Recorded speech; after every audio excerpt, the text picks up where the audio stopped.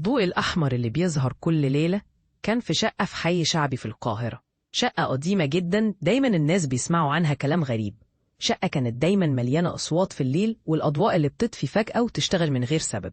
سامي الشاب اللي قرر يستأجر الشقة دي ما كانش مهتم بالكلام اللي سمعه عن المكان. كان ساكن لوحده وعاش حياته العادية. شغله كان في مكتب صغير، وكل يوم كان بيرجع على البيت على الساعة 9 بالليل.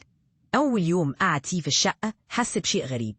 بدأ يشعر إن في حاجة مش مظبوطة، لكن ما كانش عارف يفسرها. في أول ليلة بعد ما قفل الإضاءة واستلقى على سريره، سمع صوت غريب جاي من بعيد، لكن مع مرور الوقت الصوت اختفى. سامي فكر إن ده مجرد خيال، لكن تاني يوم بدأ يشوف حاجة تانية. عند الساعة 12 بالليل في ضوء أحمر ظهر في الزاوية البعيدة في الشقة. ضوء غريب مش زي أي ضوء عادي، كان خافت لكن واضح. سامي حاول يفتكر إذا كان هو عمل أي حاجة لتشغيل الضوء ده، لكن ما لقى أي تفسير. في الليلة اللي بعدها الضوء الأحمر ظهر تاني. المرة دي كان أقوى وأوضح، وكأن الضوء بيخترق المكان. سامي بدأ يحس بشيء غريب في قلبه، شعر إن فيه حاجة مش طبيعية. بدأ يراقب الضوء كل ليلة، وكل مرة كان بيشوفه في نفس المكان، لدرجة إنه بقى خايف يدخل الشقة بعد الساعة 12 بالليل.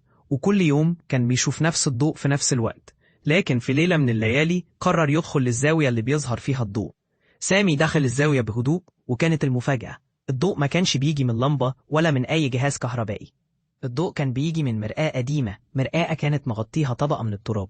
لما شال التراب عن المرآة اكتشف إن في حاجة في المرآة، حاجة مش بشرية، حاجة زي ظل شبح. كان شكله مش واضح تماما، لكنه كان بيحرك عينه بطريقة غير طبيعية، كأنها بتشوفه. سامي كان مش قادر يتحرك من مكانه. فجأة ظهر الصوت اللي كان بيسمعه كل ليلة، صوت همسات زي صوت حد بيقول له أنت مش المفروض تكون هنا. في اللحظة دي سامي جري من الشقة بأسرع ما يمكنه، ما قدرش يتحمل أكتر من كده. لما رجع للمكان بعد يومين اكتشف إن الشقة اتقفلت تماما، ومفيش حد بيشتغل فيها، والضوء الأحمر ما عادش يظهر تاني.